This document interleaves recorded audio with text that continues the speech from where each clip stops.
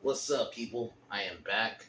I will do Alligator 2 to next Monday, and the updated ranking for the Halloween franchise will be this Friday. I kind of wanted to give it a week um, to do it, and then Alligator 2 will be next Monday.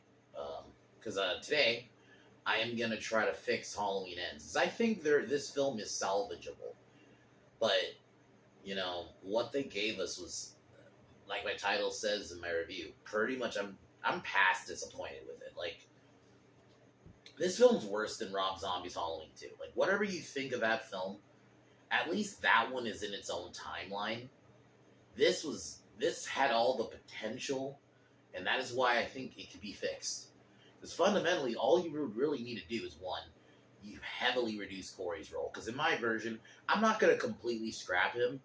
I would just have him be Allison's boyfriend. That's it. And have it tied to her story. And I think that's fundamentally where I would take this film. That this film, like Halloween Kills was the big, crazy middle film, you have this one be more of a story. I'd actually do it more like the original Halloween, where it was like the build-up, the tension. You have the focal characters you focus on are Allison, Laurie, if this is Jamie Lee Curtis's last performance, you should have given her something to work with throughout the whole film.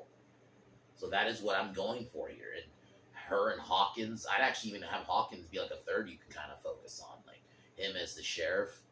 I would make him the sheriff in my version. Because I actually like Hawkins as a character. So, him and you can have him and Laurie even have a little romance. Because Kills kind of sets it up anyway. And it could work. And then you have Allison's story. You have her deal with the fallout of her parents' death. Maybe even have a scene where she thinks about Cameron, who's her ex-boyfriend, and have Laurie think about maybe she felt like she fucked and failed her daughter. Because, in 2018, they've referenced that she basically had Karen, not really have like a regular childhood because Laurie was so paranoid about Michael.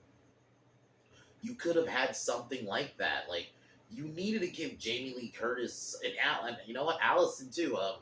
Can't think of the actress's name right this moment, but you needed to give them something to work with, and they did. Michael in my one would be almost like Michael in the first, where he's stalking throughout.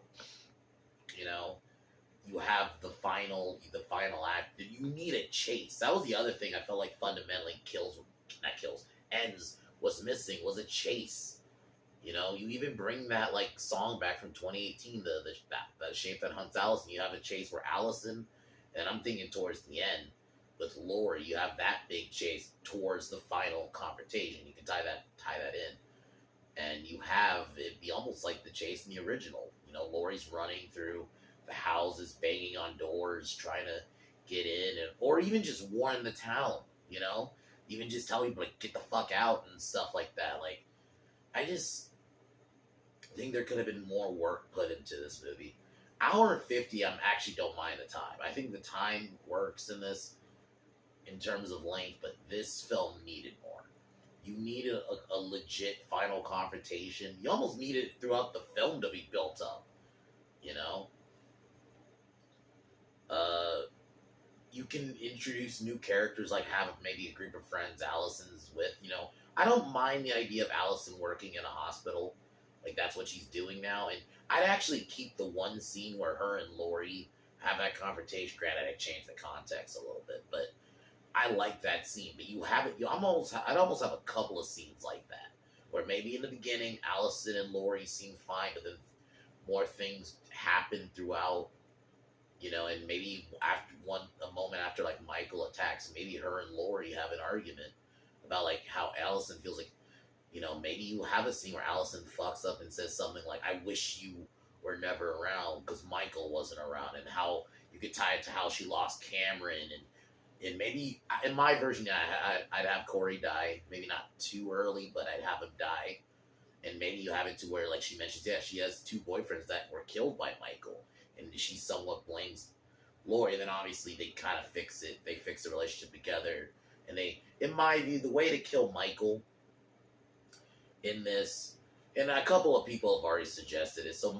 I'm not going to act like this is an original idea, but you have them die together. I think that makes too much sense for me. Them dying together, you know, in each other's arms. You can. I wouldn't have them hold hands though. I think that's a little over the top. But them dying together, you know, and then you have it end with like Allison, you know, talking to Laurie's grave, you know.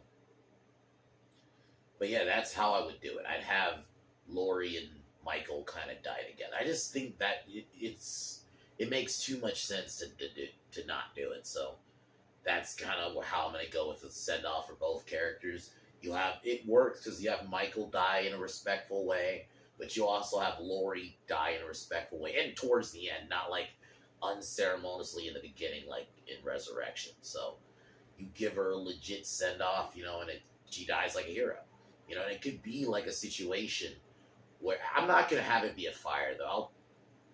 I wouldn't do the fire thing, but like she sends Allison away, and Allison, you know, doesn't want to obviously initially. Then she goes, and yeah, it's something like that. You have Laurie die like a hero, but you also actually have her be part of the movie, and then throughout the film that build up, and that would be an awesome crescendo for her character to have an out, and you actually have a character have a good send off, because I feel like it ends. It just kind of ends. She says some things for her memoir, and then that's it. It doesn't feel like her character really ended, or there was an arc that was finished. At least with this, she has an arc that feels complete, and it doesn't just feel like, oh, it just abruptly ends.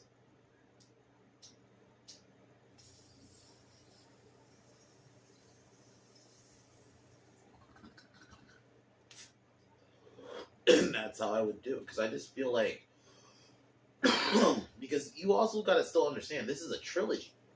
You can't just the way they did it. It ends, which I'm gonna definitely do a video, maybe on the weekend sometime, where I go into more problems with them, because I'm already like thinking of some right now. So, but yeah, this is how I would fix it, because I feel like you could make this a trilogy and make it work, but they just didn't.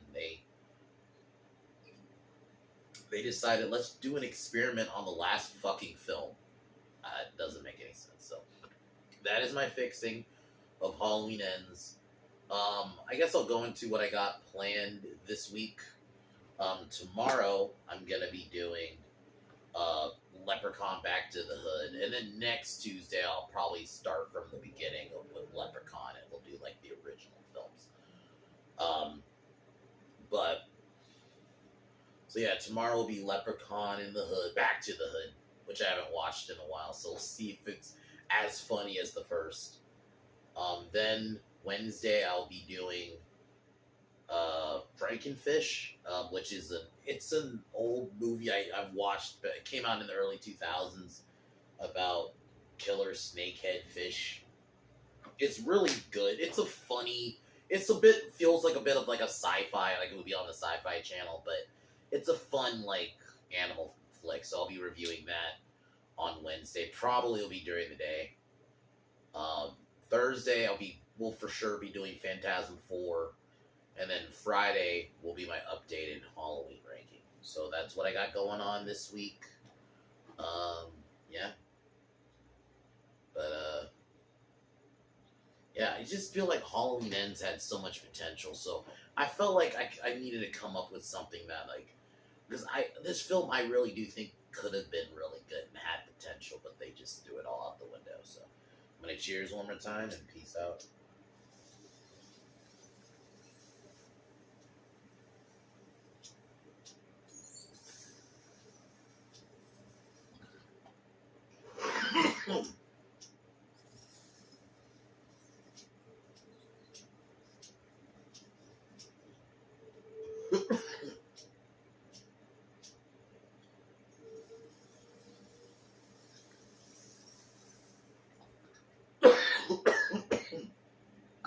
But as usual, fuck Joe Biden and fuck Kamala Harris. I'll talk to y'all tomorrow. Peace.